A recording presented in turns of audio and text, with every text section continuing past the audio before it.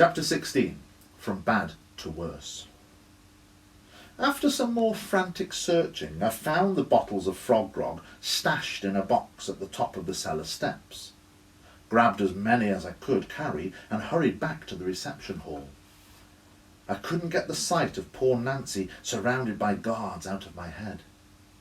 What had we done? Letting a tiny pumpkin-sized maniac into the hotel.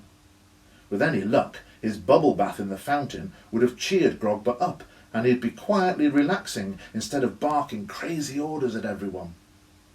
I rounded the corner by the dining room, walked through the archway that led into reception, and I stopped and gawped at the scene in front of me. How had this happened? I'd only been gone 15 minutes. The reception hall was in total chaos. Everywhere I looked, barrow goblins were clattering about, upturning furniture and smashing vases. Dad was standing near a group of lounging goblin wives, wearing rags, just like the other goblin servants. He was holding a fan made from an old broom handle and some sheets of newspaper. "Master slave!" They snapped at him with sour expressions. Dad flapped the fan back and forth with a look of complete disbelief on his face. Hoggett howled as he scampered past with the royal shouter riding on his back. My poor little dragon bucked this way and that to shake the rotten little old turnip off, but the royal shouter was gripping onto his ears and stayed put. The dust pooks were rattling across the floor with silver trays of snacks balanced on their heads, and "Mum!" I gasped, nearly dropping the bottles of frog grog. My poor mum was in the middle of the hall by the fountain, with the belly-dancing goblinettes, wearing one of their jingly-jangly tops and skirts. How had they found one to fit? She looked at me in horror as she tried to copy the dance steps of the other goblin ladies. Mum really took customer service and pleasing guests far too seriously sometimes. "Don't even think about it, whelping!" Grogba yelled as I darted towards Mum. I looked up at the goblin prince. He was standing on the top of a pile of torn books from the library, still butt naked, and brandishing one of Dad's golf clubs. "What fun!" He laughed, pointing at poor Mr. Crocombe. A few of the musician goblins had tied the end of his long tongue around the banister rail and were plucking away at it, as if it was the string of a double bass. "This is the best time I've had in Yonkers," Grogba said. He swung the golf club over his head, let go of it, and cooed with glee as it sailed across the room and smashed through one of the windows by the front door. It was all too much to take in. Goblins were sliding down the railings of the spiral staircase and swinging from the lights.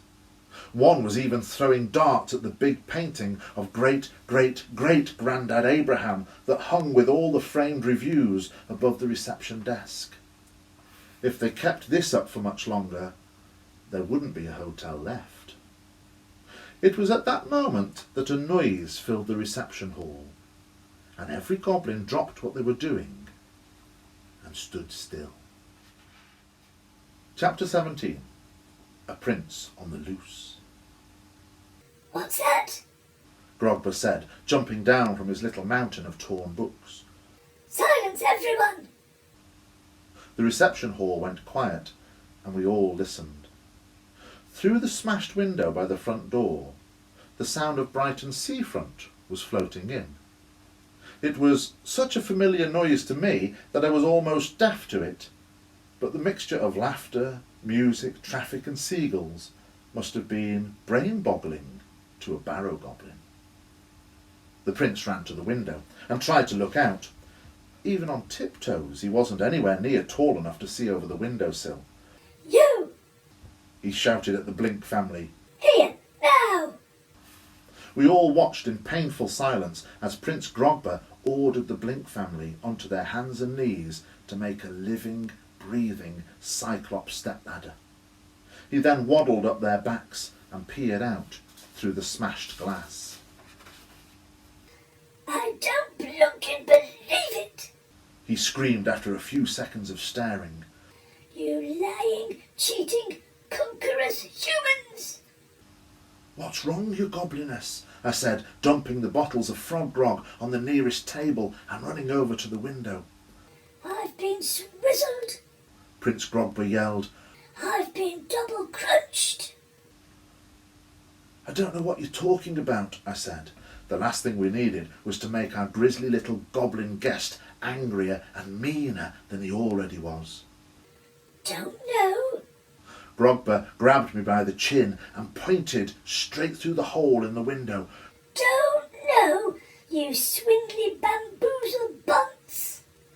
Then what's that? I followed the line of Grogber's stumpy finger. He was pointing at the sea. That's a much bigger plunge pool than my one. He cried. "It's the sea," I began. It's mine. The prince looked like he was about to have the temper tantrum of the century. I want it. "You can't!" The words just shot out of my mouth. Grogber gasped in horror. I don't think he'd ever been told he couldn't do or have something in his entire life. Can't? Can't? His face twisted with anger.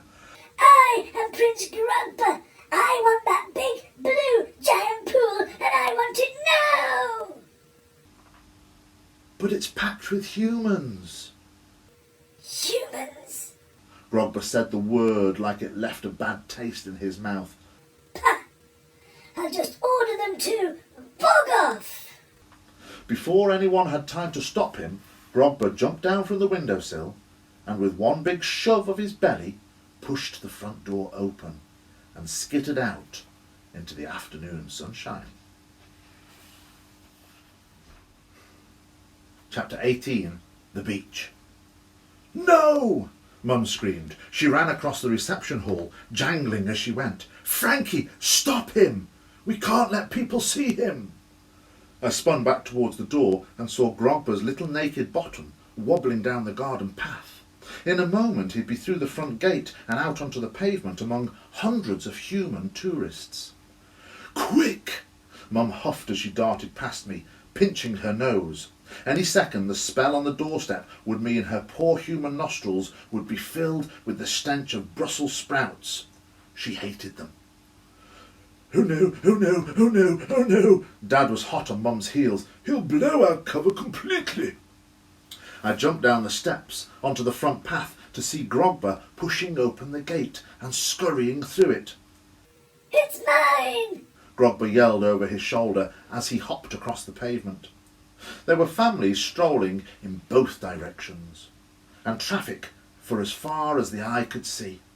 It would take only seconds before he was flattened by a car, and we'd all be arrested for royal murder, or worse. He'd be spotted, and our secret would be ruined forever. "Prince Grogber!" Mum was practically screeching. She reached the gate and hurtled over it like a deranged Christmas decoration. The prince darted between the legs of two men, holding hands and pushing a pushchair. Ha-ha! He cried. Out of my way, pathetic humans! This was it. The Nothing to See Here hotel was going to be exposed, and we'd be run out of town like monsters. "Woo!" It was Mum. "Wow, wow, wee!" Dad and I stopped in our tracks at the gate and stared. "Yahoo!" Mum raised her arms in the air and shimmied. Her jingly-jangly top tinkled loudly as she jumped about. "Ooh, ah, ee!" You genius, I thought to myself. Everyone on the pavement, including a shocked-looking dog, was gawping at Mum. She whistled and whooped and twirled her way into the road. Cars screeched their brakes and drivers leaned out of their windows, agog at the bonkers belly dancer. "Where is he?" Dad said. "Quick, while everyone's distracted." I scanned the road and pavement on the other side. For a second I thought we'd lost the little twerp. Then I caught a glimpse of him waddling out from under an ice cream van and heading down onto the pebbles. "He's already on the beach," I told Dad. "Oh, this is bad."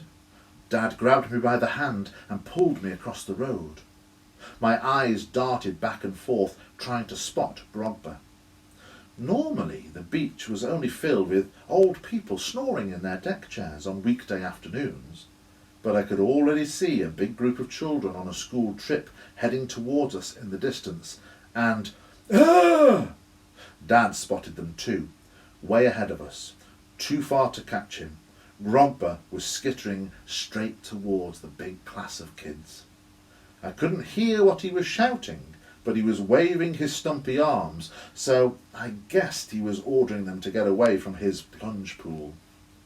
"We're done for," Dad said. "Think of something," Mum yelled as she caught up with us. "There has to be a—" "Hello, darlings." We spun around, and standing right behind us were three very old men in crumpled suits. Each of them had an enormous white beard and gappy, rotten teeth. Mum said, "I'm sorry, we haven't got time to—" "It's us," the old men said in unison. "The Molar Sisters." "The Molar Sisters?" Dad gasped. They each pulled a magic wand from one of their crumpled suit pockets and winked. "We haven't played with a spot of magic in yonks." Mum looked like she was about to cry. "You brilliant, brilliant men, ladies, men." "Where is the little blighter?" said the sisters. Dad pointed at Grogba, who was only a few seconds away from running head first into the school children and blowing the secret of the hotel for good. "Oh, blunkin' bundums," the Molar Sisters said when they spotted the prince. "We need to clear this bitch, quick." With that, they mumbled a few odd-sounding words under their breath and gave a violent flick of their wrists. I'd never seen tooth fairies casting spells before, but it wasn't quite as impressive as I'd hoped. One of their wands snapped as they flicked it, and another let go of hers and lobbed it into the sea.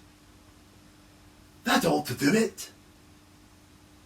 "What ought to do it?" said Mum after a few seconds. "What did you actually do?" "Just you watch," the Molar Sisters said, grinning proudly.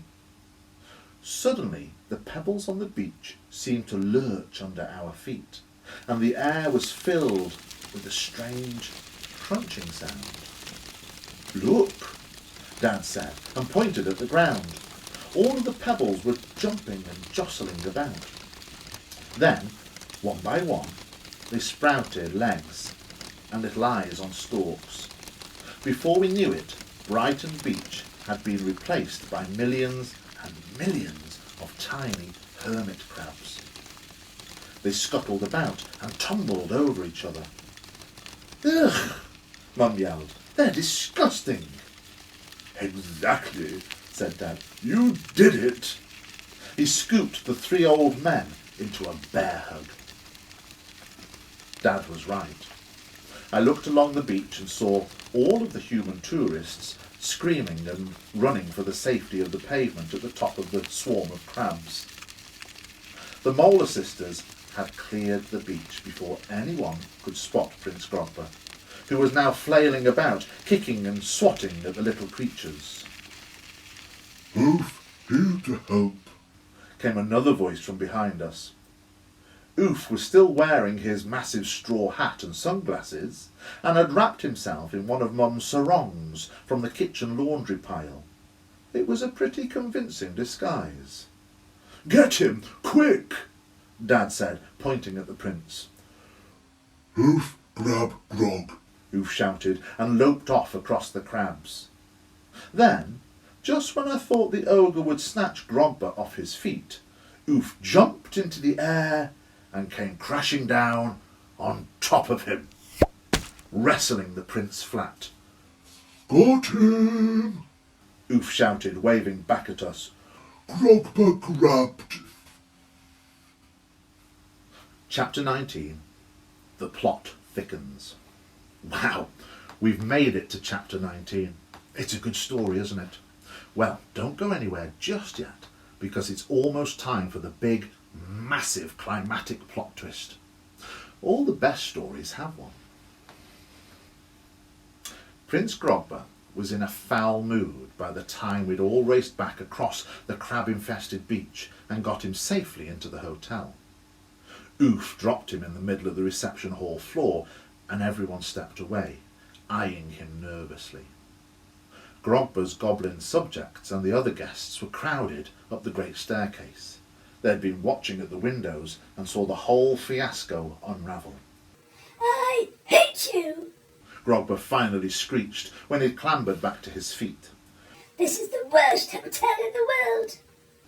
Oh dear, said the three old men in crumpled suits as their features melted back to those of the Molar sisters. What the felk is so-and-so? Two of the prince's slaves ran forward and helped him get dressed back into his golden robes, and Nancy approached with a glass of frog grog. Maybe a wee tipple will cheer you up, she said. Prince Grogba snatched the glass and hurled it at the wall. You think I want to drink anything in this honk-hole? He screamed in Nancy's face. If the prince's face wasn't greyish-green, I'd swear he was turning purple with rage. It was quite something to watch. If I'd known I'd have to deal with this, Prince Grogba shouted, gesturing around the room.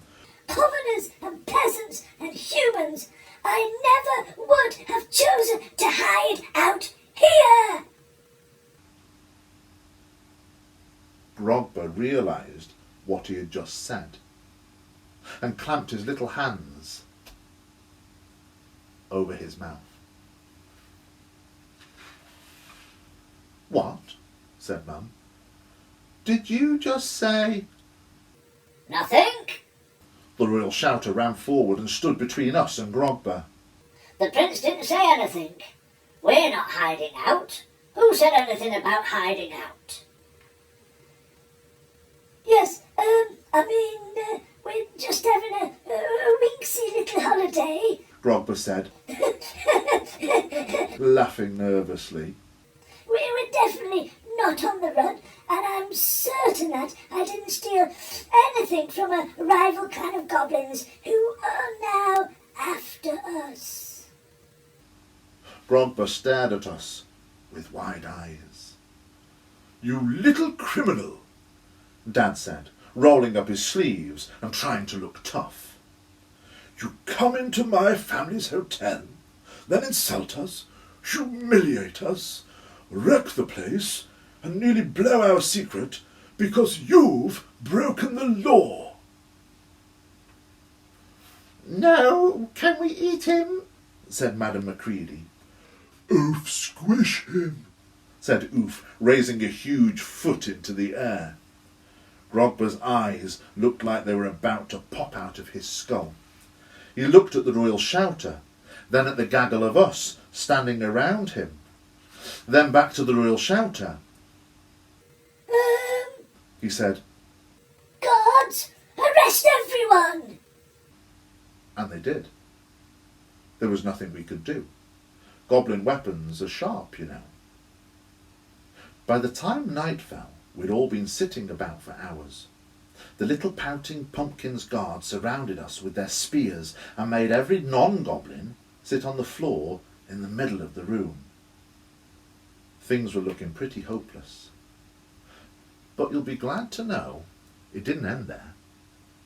I bet you're wondering just who Grogba had stolen something from, aren't you? I know I was. It's all I could think about.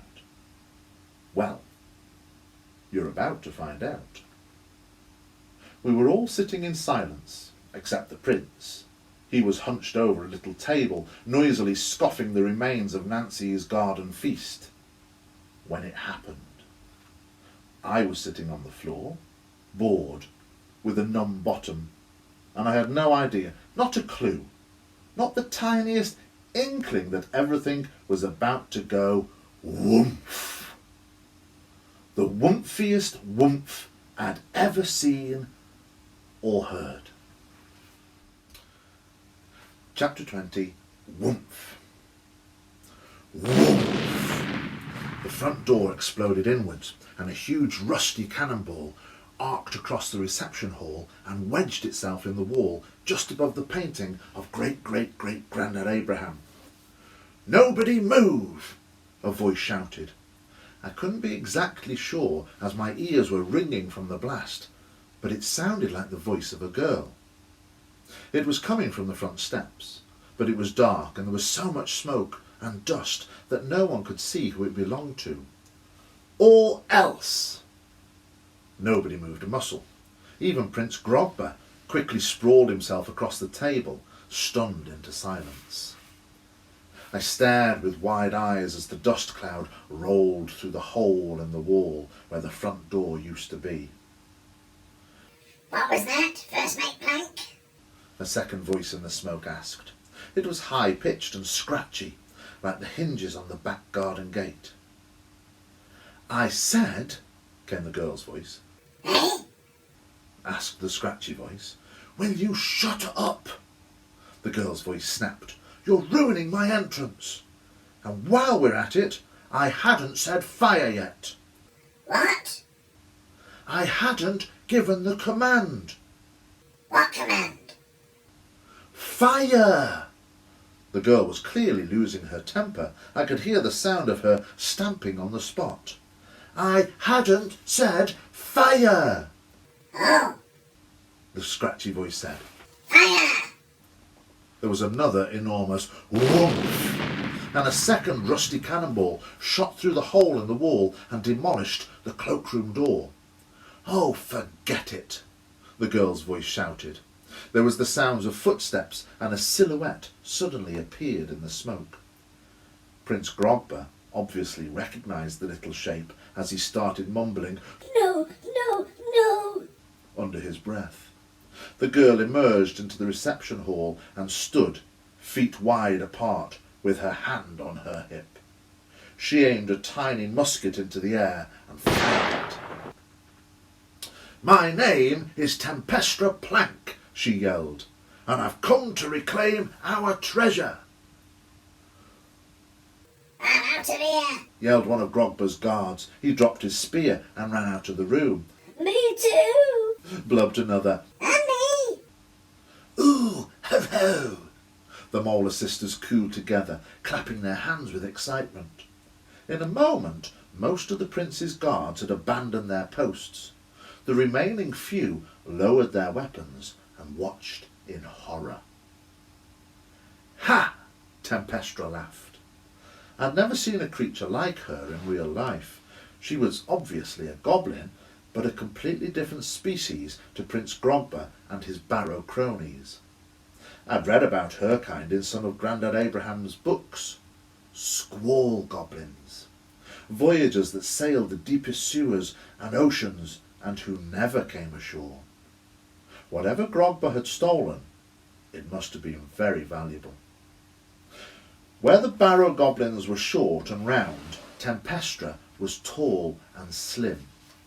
If she'd stood next to me, she would easily be as high as my shoulder. Her curly red hair was wedged under a tricorn hat, and she was wearing a long peacock blue coat with ruddy boots that laced all the way up to her knees. "Where's Grogbottom?" she said through gritted teeth. Everyone sitting on the floor pointed at Prince Grogba, who was tiptoeing his way towards the nearest exit. The prince froze and turned to face the goblin girl, laughing nervously. Tempestra's eyes lit up with vengeful glee when she saw Grogba in the crowd. "Avast, sewer rats!" she shouted, and well, I swear to you that I'm not lying. The hull of a goblin pirate ship came crashing through the wall. Guests and goblins alike scattered in all directions as huge chunks of the staircase fell inwards and shattered on the black and white tiles. Seawater splashed around our ankles as the enchanted wave that had carried the ship up the beach hit its mark. Rah! The ship's pirate crew clambered over the wooden sides or swung to the ground on ropes. They were a terrifying bunch of goblins and goblinettes. Some of them wore eye patches or had peg legs or hooks for hands, and all of them were brandishing cutlasses. "Get him!" Tempestra ordered, and her crew rushed at the prince. They grabbed him and dragged the chubby goblin, kicking and flailing towards the girl. I can explain. Prince Grogba yelled. I only borrowed it. "Prepare to die," Tempestra hissed in the prince's face, drawing a sword from her belt. Everyone grimaced and squinted. Everyone except Mum. "Hold it!" she bellowed. The entire hall stopped what they were doing and turned to stare. "What's going on? You can't just blow a hole in our hotel, then murder a guest in reception, even if Grogba is a loathsome little toad." Suddenly, my brain caught up with everything that was happening and my jaw fell open. I looked at the pirate girl. I looked at the ship. I looked at the crew, and I knew I'd seen them before. My brain started racing. What did Tempestra say her last name was? I nearly fell over with excitement. "Plank!" I gasped. I was staring at the daughter of the greatest goblin pirate that ever lived. Captain Calamitous Plank.